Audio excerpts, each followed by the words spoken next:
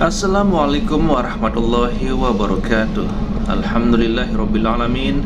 Wassalatu wassalamu ala asrafil anbiya wal mursalin Sayyidina Muhammadin wa ala alihi wa sahbihi ajma'in. Amma ba'du. Sahabat beriman yang dirahmati Allah, bertemu lagi di channel ini. Semoga sahabatku semua selalu diberikan kesehatan, kemudahan, dan dilancarkan rezekinya. Amin ya rabbal alamin. Baiklah, pada kesempatan hari ini saya mengajak kita semua untuk mendengarkan tausiah dari guru kita almarhum Kiai Haji Zainuddin MZ. Seperti apa isi tausiahnya? Mari kita simak bersama. Saudara-saudara, sekarang ini banyak orang bisa memberi contoh, tapi sedikit orang bisa menjadi contoh. Ngasih contoh mah gampang, jadi contoh susah.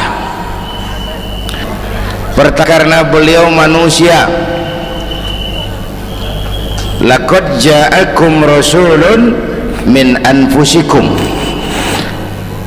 Kalau kambing disuruh nyontoh ayam, yang nyuruh nyontoh kagak punya pikiran, ya kagak level. Kambing mah nyontohnya kambing, kebo nyontohnya orang, nyontohnya orang. Makanya Nabi kita orang, bukan malaikat, bukan jin, bukan dewa, manusia. Kalau manusia disuruh nyontoh manusia, itu perintah masuk akal, predispositionnya sama. Kalau disuruh nyontoh malaikat, mah ribet kan. Malaikat bagaimana nyontohnya? Dia mah tidur kagak, makan kagak, sama duit budek, sama perempuan kagak open, lah susah nyontohnya. Ya, Superman tuh biar hebat nggak bisa dicontoh Superman. Bagaimana terbangnya? Lagian pakai celana dalam di luar, Pak. Gak bisa dicontoh Superman, mah. Nabi kita manusia utuh, cuman sungguh pun manusia, kualitasnya beda. Ini namanya basyarun la kal basyari. Manusia memang, tapi jangan samain, bobot bibitnya beda. Contoh, kita nih manusia, kita tidur. Nabi kita manusia, beliau tidur. Tidur Nabi, tidur mata doang, hatinya nggak pernah tidur. Tuh bedanya sama kita tuh. Tidur kita keblek, asal tidur habis-habisan. Lagi, kita manusia, kita keringetan. Nabi kita manusia, keringetan. Keringet Nabi harum wangi, bau minyak kasturi, zaman belum ada parfum. Keringet kita udah rasain aja masing-masing dah, jangan pakai dikebet udah.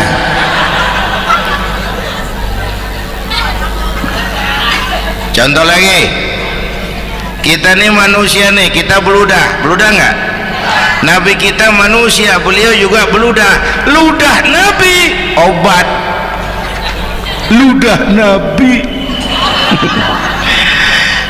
Itu kan waktu mau hijrah kan sama Sayyidina Abu Bakar, sampai di Gua Sur, Sayyidina Abu Bakar bilang, saya turun duluan ke gua ya Rasul. Ngapain? Bersihin gua, takut ada binatang berbisa. Silakan turun. Sayyidina Abu Bakar bersihin gua. Bener tuh, tangannya digigit kalajengking, sakit, ngebet, bengkak. Kalajengking Arab, ya emang di Arab kejadiannya. Wuher nyaut aja bener. Ditahan aja, udah aman ya Rasul, silakan turun. Lama-lama dalam gua berduaan kelihatan juga Sayyidina Abu Bakar mukanya pucat. Nabi tanya, mabalu kayak Abu Bakar? Abu Bakar kenapa? Nggak apa-apa. Berat meninggalkan Mekah? Enggak. Malas hijrah ke Madinah? Enggak. Takut diubur-ubur Quraisy? Orang kata enggak, itu mah enggak. Lah kenapa muka kamu pucat? Tangan digigit kalajengking. Ngapa nggak ngomong dari tadi? Saya nggak mau nyusahin Tuhan ya Rasul. Biar saya tahan, asal jangan nyusahin Tuhan. Jangan begitu kau. Sini tanganmu, diambil sama baginda Nabi. Bismillahirrahmanirrahim. Cuh, diludahin, ringkes, sembuh saat itu juga. Ludah Nabi. Pengen tahu kita yang ludahin, bengkak campur koreng.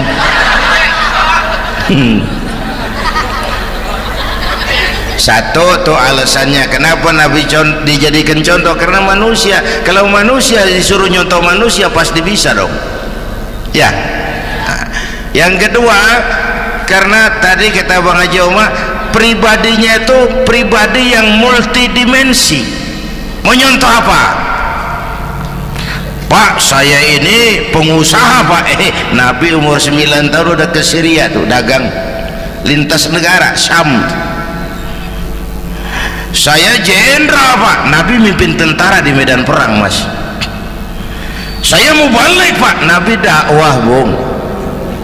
Saya guru Pak, Nabi ngajar Mas.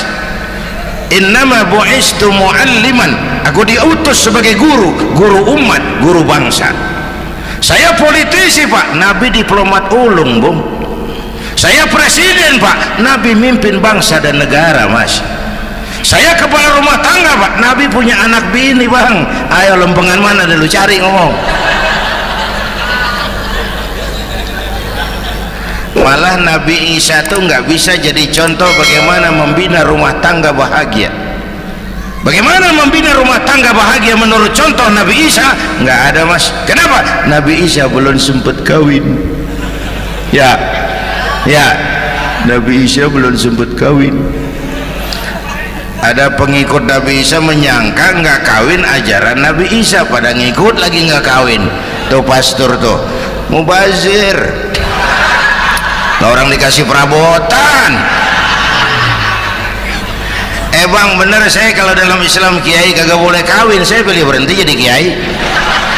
Kalau kagak ada giro-giroan, botak rambut.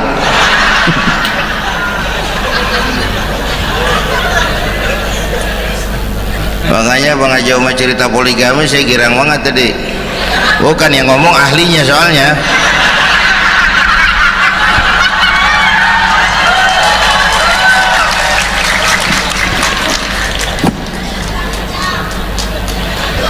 Dadah gitu aja deh ya. Nah kata Imam Busair ini yang dahsyat, ka'annahu wa huwa fardun fi jalalatihi fi ashkarin hina talqahu wa fi hasham. Sepertinya kehebatan Rasulullah itu sama, baik sendiri maupun di tengah tentara. Artinya begini, orang hebat banyak, tapi yang hebat di mana-mana susah nyarinya.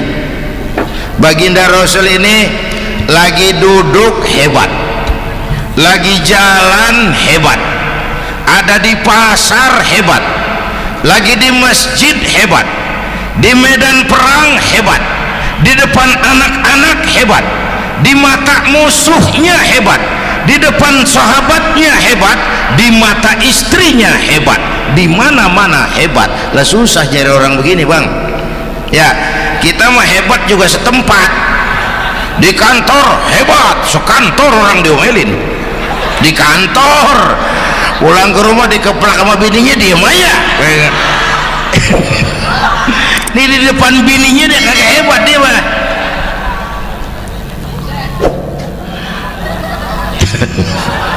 Oke, lalu kalau begitu soalnya apa yang mau kita contoh? Saya sampaikan 3 aja. Pertama, Nabi kita ini tokoh yang sejak kecil udah ditempa kesusahan. Bu, tadi kata Bang Haji, Islam mengangkat derajat kaum perempuan karena perempuan banyak melahirkan orang besar. Lihat Sayyidah Aminah, ibunda baginda Nabi, melahirkan anak pertama tanpa didampingi suami. Meninggal suaminya, sedih hatinya, remuk perasaannya, tapi tegar jiwanya.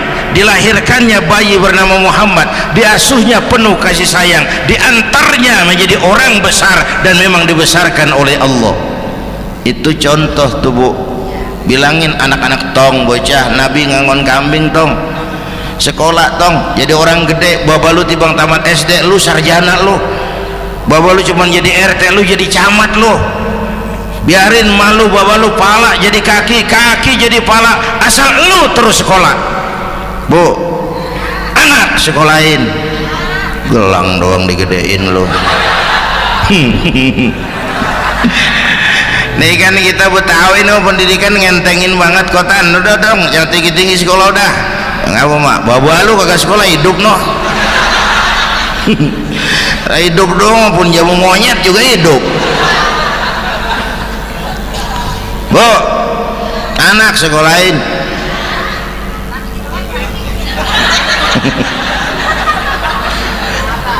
Mahatma Gandhi, kecilnya begeng, ceking, cacingan, liatim.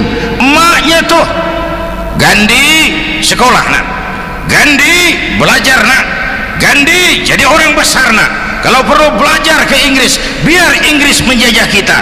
Gak apa-apa kau sekolah ke Inggris, tapi jangan jadi Inggris nak. Jangan pacaran sama bule, jangan sentuh minuman keras. Gandhi jadi orang besar. Mahatma Gandhi tumbuh karena dorongan emak. Mak, udah yatim. James Watt, Kang Bandrek. Emaknya tuh yang dorong tuh jadi orang besar. Belum lagi perempuan yang jadi besar.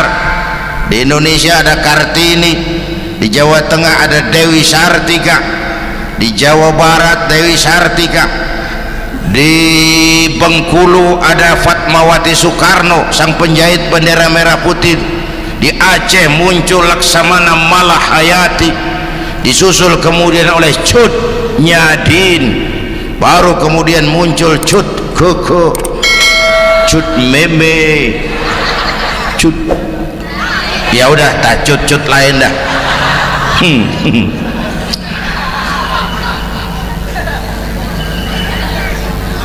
Nabi ke remajanya nggak dikolokin, tegar, tahan bantingan, nggak cengeng. Begini bang, kalau bahasa kita nih, bahasa Betawi nih, orang mah bang kalau udah biasa susah ketemu susah nggak kaget udah. Ya kita Betawi kan mah susah udah nukangin. Susah mulu. Saya santri nih biasa makan kangkung, datang ke rumah temen dikasih kangkung, makanan gue ini mat, dikasih daging ayam lah nambah, emang apa? Orang mah kalau biasa susah enak nggak kagetan. Saya santri biasa tidur di masjid, disuruh nginep di hotel lah pules nggak? Tapi yang biasa tidur di hotel suruh nginep di masjid encok. Makanya kemarin tuh waktu menteri-menteri baru dilantik tuh saya ngarepin tuh mudah-mudahan nih menteri ini begitu dilantik bacaannya nawaitu sauma ghadin. Lu pada niat puasa dulu dah, entaran. Puasa kan bukan kagak boleh, nunda doang, nunda puasa mah. Tempe boleh maghrib, tahu boleh maghrib, air kelapa boleh maghrib. Lu menteri pada mau naik mobil mewah boleh, ntar kalau ekonomi udah mendingan, rakyat udah pada legaan napasnya. Ya sebab apa? Itu duit buat para mobil para menteri kan duit negara. Duit negara kan duit rakyat. Duit rakyat kan duit gue juga, itu ada di situ. Gue bayar pajak. Sayangnya kebanyakan pejabat kita asal dilantik aja bacaannya Allahumma lakasumtu, niat buka puasa. Orang buka puasa kan kemaruk apa jadi gares ya. Bu, jadi benar Islam mengangkat harkat derajat martabat kaum perempuan. Kata Bang Haji Umar tadi, dengar nggak tuh? Waktu Nabi ditanya, ya Rasul, siapa yang paling harus saya taati di dunia? Ibumu. Setelah itu ibumu. Setelah itu ibumu. Setelah itu bapakmu. Ibu 3 kali disebut, bapak. Coba pikirin, ibu 3, bapak 1. 1 bapak. Ini bagaimana ngitungnya? Jadi kerok begini nih ngitung nih.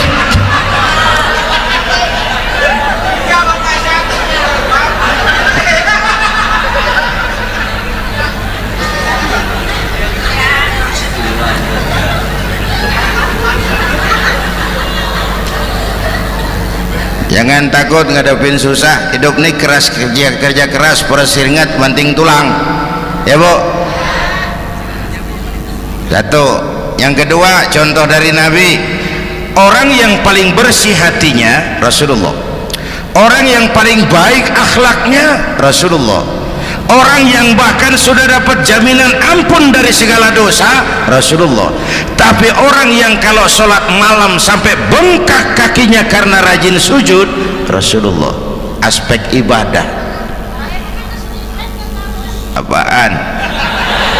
Hei, diam-diam giliran gue ini ngomong.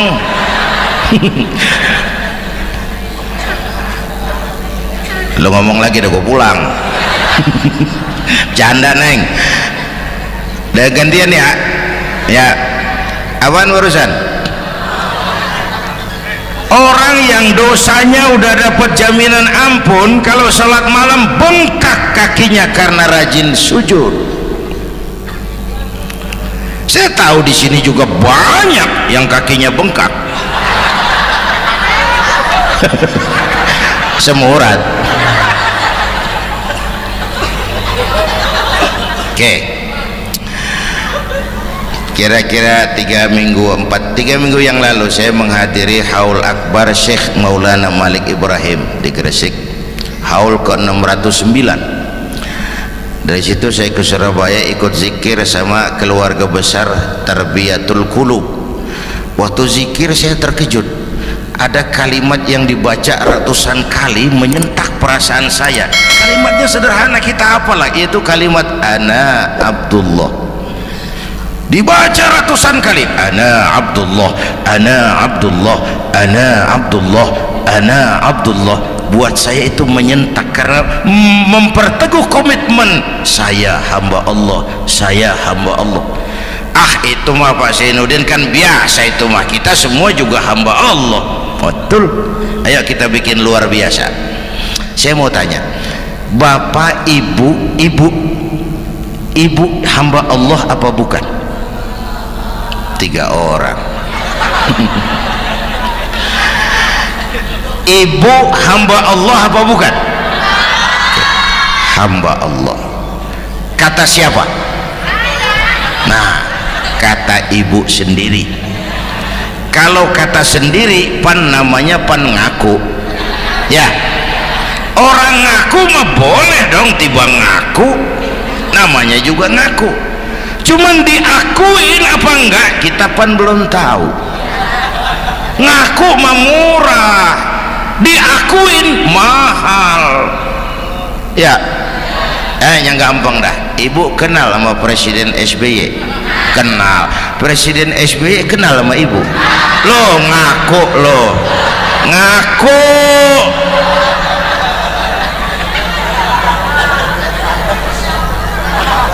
Saya hamba Allah, kata saya. Berapa banyak orang mulutnya hamba Allah, perbuatannya menyatakan dia hamba dunia, hamba harta, hamba jabatan, hamba setan, budak nafsu. Nggak sesuai ucapan sama perbuatan. Yuk jadi hamba Allah yang beneran. Jangan separuh-separuh. Kita mapan asal sakit mah hamba Allah. Ya Allah, ya Allah, lagi sakit, sehat ya dikit, keder, nyari masjid nggak ketemu.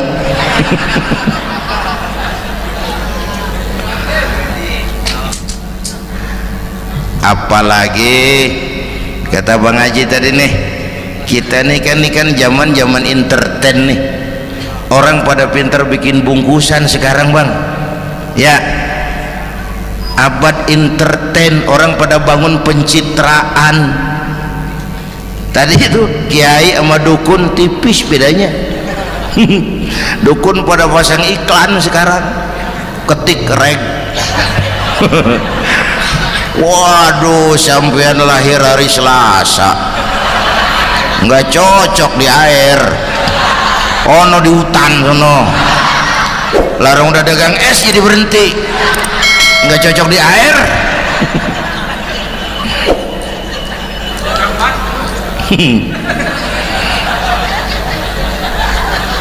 Bu, di zaman ini siapa pakai apa, siapa mau jadi apa kagak urus nih. Bapak Ibu hadirin yang saya hormati, dan masyarakat kita ini kayak daun kering. Tahu daun kering? Gampang dikumpulin, susah diikat, berisik, gampang dibakar. Tuh daun kering. Penyakitnya kutil, kurang teliti, cepat heran, gampang kagum. Cepat heran, gampang kagum. Dulu ada tuh satu hari tabrakan di jalan kenceng, buah, korban jatuh belepotan darah, dikerubungin orang banyak. Datang wartawan mengambil gambar dari dekat, susah, orang banyak bener ngerubung. Cari akal nih wartawan, tolong saya dikasih jalan ke dekat korban. Orang nengok semua, saudara siapa? Saya bapaknya korban, katanya. Dia ngaku bapaknya korban. Ya orang minggir semua, minggir, ini ada bapaknya korban. Orang minggir semua, dia maju ke depan korban. Sampai di depan korban, pucat mukanya tuh wartawan. Kenapa? Yang ketabrak anak monyet, Pak. Dia udah kedongan ngaku bapaknya korban.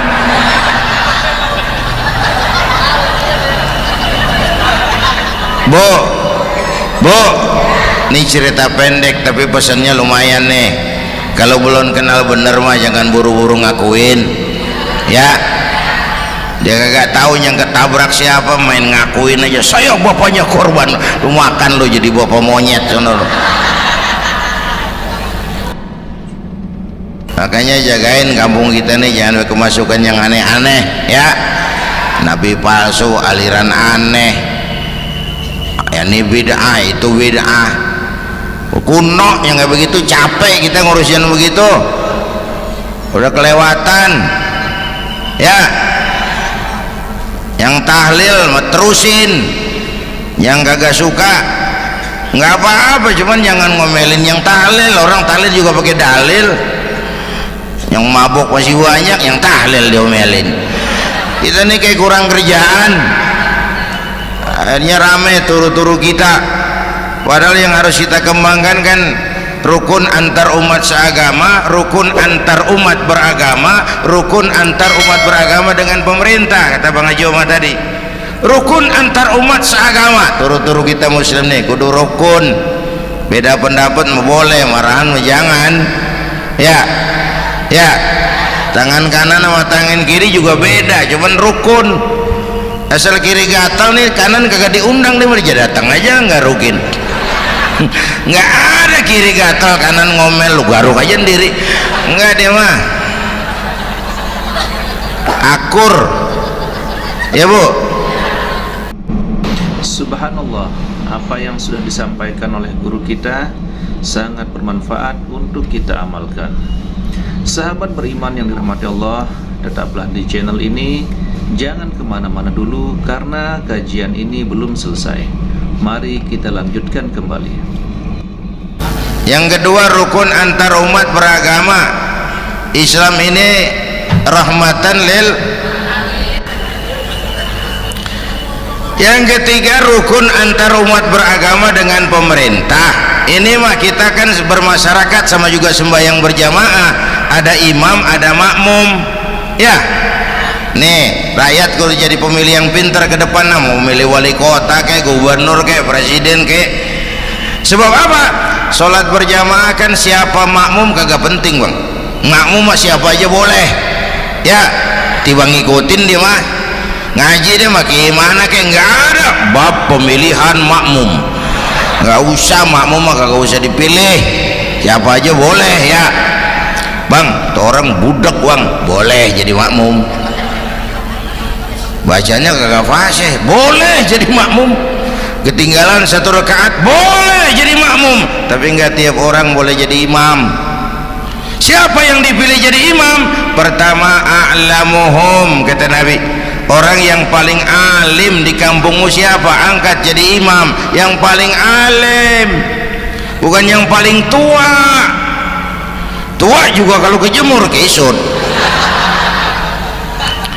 Dulu tuh Nabi Adam waktu diangkat jadi khalifah kan bekalnya apa? Wa 'allama Adam al-asma'a kullaha, al-asma' ay al-ulumul katsirah. Dulu zaman Fir'aun perang sihir sama Musa, sekarang perang visi dan misi. Punya ilmu, bu, ngerti urusan dari tetek sampai bengeknya. Kalau ngikutin imam yang alim pan enak, bisa dipertanggungjawabkan. Hati-hati milih pemimpin, maksudnya bu, jangan terjebak oleh penampilan. Emas pasti kuning, bener? Apa semua yang kuning pasti emas? udah paham dulu. Ustadz, kenapa? Di kampung saya ada 2 orang alimnya sama. Yang mana yang jadi imam? Afsahuhum, yang lebih fasih lidahnya. Yang satu alim pelok, yang satu alim kagak pelok. Nah, yang kagak pelok suruh jadi imam. Kenapa? Nggak sah orang fasih bermakmum kepada imam pelok. Ustadz, imam pelok, makmum pelok semua. Sah. Namanya kampung pelok, biarin, susah diurusin udah itu. Apa sih artinya fasih? Yang enak deh, nyambung. Pegel kalau punya pemimpin kagak nyambung sama rakyat. Ya, rakyat mau yang ngidul dia ngalor, rakyat mau yang ngulon dia ngetan, lah kan capek rakyat, kagak nyambung. Makanya kalau jadi imam pesan Nabi, idza amma ahadukumun nas falyukhaffif. Kalau kamu jadi imam, ringankan sholat kamu. Itu makmum nggak sama kekuatannya. Jangan panjang-panjang kalau jadi imam, kudu tahu keadaan makmum. Tuh makmum ada yang udah tua rentak, diri aja udah gemeter. Ada yang punya darah tinggi, kalau sujud kelamaan palanya ngebet. Ada yang udah janji itu makmum habis sembahyang mau terima duit. Kalau imam kelamaan, kalau saudara makmum, ya nyambung. Jangan udah diangkat jadi imam saenake dhewe. Sholat isya berjamaah, rakaat pertama selesai Fatihah Yasin. Makmum ikut mengikut, cuman bari ngancem, besok gua tawiatin balik lagi udah. Kagak nyambung. Kalau nggak nyambung tuh capek, bu. Jangan tersenyum kepada orang buta, jangan berbisik kepada orang tuli, kagak nyambung. Orang buta diajak senyum, bagus sih maksudnya, cuman kan rada mubazir, orang aja kagak paham. Cari pemimpin yang nyambung. Kalau emang masyarakatnya suka tahlil, cari pemimpin yang suka tahlil. Rakyatnya suka maulid, cari pemimpin yang suka maulid, supaya nyambung, kagak pegel kita.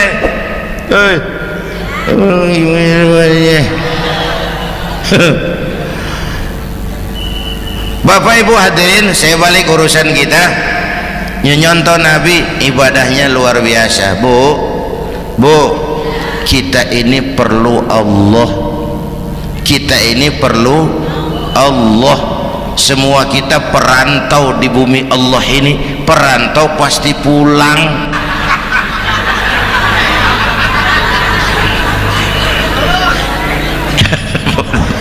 Bolot, bodoh kalau ada perantau, dia sadar dia perantau tapi nggak pernah mikirin pulang. Lebih bodoh lagi mikirin pulang tapi nggak nyiapin bekal. Yang tadi Bang Haji Omar udah bilang tuh, muda mati ya, kadang-kadang engkongnya segar banget, cucunya mati ya. Perantau mah mesti pulang. Subhanallah, apa yang sudah disampaikan oleh guru kita sangat bermanfaat untuk kita amalkan. Sahabat beriman yang dirahmati Allah, tetaplah di channel ini. Jangan kemana-mana dulu karena kajian ini belum selesai. Mari kita lanjutkan kembali. Sini mah kita ngendon doang, ngendon taran. Mula-mula bang, kita mah tinggalnya jauh di alam arwah. Dari sana pindah ke alam rahim, alam kandungan emak nih. Pernah tinggal di situ 9 bulan tuh. Ada yang 2 tahun, yang keluar udah kumisan. Kelamaan ngetemnya itu.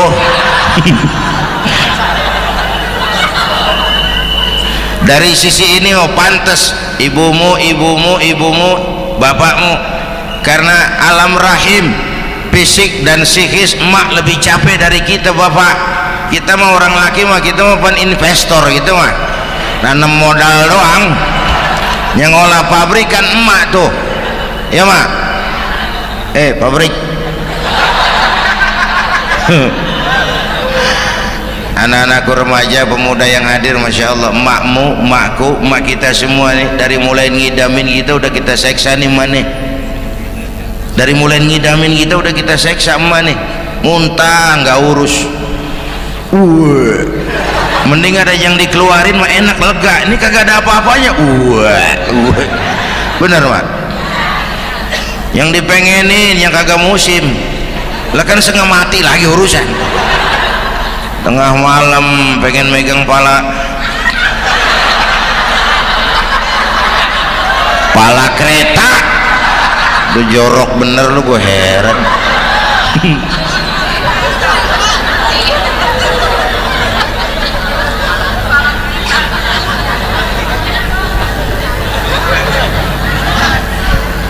Bapak Ibu hadirin, yang ketiga terakhir, contoh dari baginda Nabi. Modal utama perjuangannya adalah akhlak. Memperbaiki akhlak, pakai akhlak. Rasulullah ngajak, bukan ngejek. Rasulullah merangkul, bukan mukul. Rasulullah pakai argumen, bukan pakai sentimen. Tujuannya adalah kebenaran, bukan menang-menangan. Prinsip dakwahnya basyiru wala tunafiru, yassiru wala tu'assiru. Gembirakan orang, jangan ditakut-takutin. Mudahkan urusan orang, jangan dibikin sulit. Di masyarakat memang mendingan rakyat rendah berakhlak tinggi daripada pejabat tinggi berakhlak rendah. Dulu tahun 50-an orang kita kalau pergi haji ke Mekah 6 bulan. 6 bulan tuh orang udah pada lupa aja baru pulang. 6 bulan yang ada cuman kapal laut, Mekah Madinah onta, banyak rampok lagi di gurun pasir Baduy itu. Dulu orang tua kita belajar manasik, kalian belajar silat. Sekarang karena kemudahan kemajuan ilmu menciptakan Boeing memotong waktu 5 bulan, orang pergi haji cukup sebulan. Bapak Ibu hadirin yang saya hormati, oleh karena itu menjaga nilai-nilai akhlak itu penting. Kepada siapa kita harus berakhlak? Pertama, kita harus berakhlak kepada Allah. Bagaimana caranya? Jangan menyekutukannya dengan sesuatu pun. Yang kedua, jangan menyembah kecuali hanya kepadanya. Yang kedua, kita harus berakhlak kepada sesama tadi itu. Yang ketiga, kepada lingkungan. Saya dulu masih zaman ada almarhum kakek saya, engkong. Kampung saya banjir, air masuk ke rumah. Saya teriak, "Kong, banjir kong!" Engkong saya ketawa, "Biarin, bukan salah air, habis salah lu."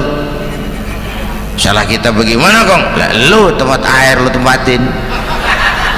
Yang punya tempat datang ya kagak ngerti, ini tempat gua, ini di sini nggak pada lu, lah banjir." Engkong saya nggak makan bangku sekolahan, tapi wise. Air kan bukan musuh, air kan temen. Temen kan kudu punya tempat. Lalu kalau punya tempat, pantas kemana dengan ayam. Banjir, ya. Dulu saya remaja ngaji babul istinja, kiai ngajar makruh buang air kecil di tanah berlubang. Saya tanya, kenapa makruh kiai? Pertama, untuk alasan kesehatan, siapa tahu di lubang yang kamu kencingi ada gas beracun. Kalau tidak kiai, kalau tidak maka artinya melindungi binatang yang ada di dalam lubang. Siapa tahu di lubang yang kamu kencingin ada semut sedang rapat membahas laporan Susno 2Ji. Apa dosanya lalu mati dikencingin? Ini namanya rahmatan li semut. Saya mau bilang alam sekarang tidak seramah dulu karena kita juga nggak ramah sama alam. Bapak Ibu hadirin yang saya hormati, padahal watak Islam rahmatan lil alamin. Alhamdulillahirabbil alamin. Itulah tadi kajian penuh hikmah, penuh makna yang sudah disampaikan oleh guru kita almarhum Kiai Haji Zainuddin MZ. Mari kita doakan guru kita semoga dilapangkan kuburnya dan diampuni segala dosa-dosanya. Amin ya rabbal alamin. Dan buat sahabatku semua yang sudah mampir di channel ini, terima kasih banyak. Saya doakan semoga sahabatku semua selalu diberikan kesehatan, kemudahan, dan dilapangkan rezekinya. Amin ya rabbal alamin. Sampai di sini dulu pertemuan kita. Sampai bertemu di kajian berikutnya. Wabillahi taufik wal hidayah. Assalamualaikum warahmatullahi wabarakatuh. Setelah kita mendengarkan ceramah yang sangat luar biasa yang sudah disampaikan oleh guru kita almarhum Kiai Haji Zainuddin MZ, sekarang mari kita lanjutkan aktivitas kita masing-masing. Semoga apa yang sudah disampaikan bisa kita amalkan dengan istiqomah, dan semoga kelak kita meninggal dalam keadaan husnul khotimah. Amin ya rabbal alamin. Baiklah sahabatku semua, sampai di sini dulu pertemuan kita. Assalamualaikum warahmatullahi wabarakatuh.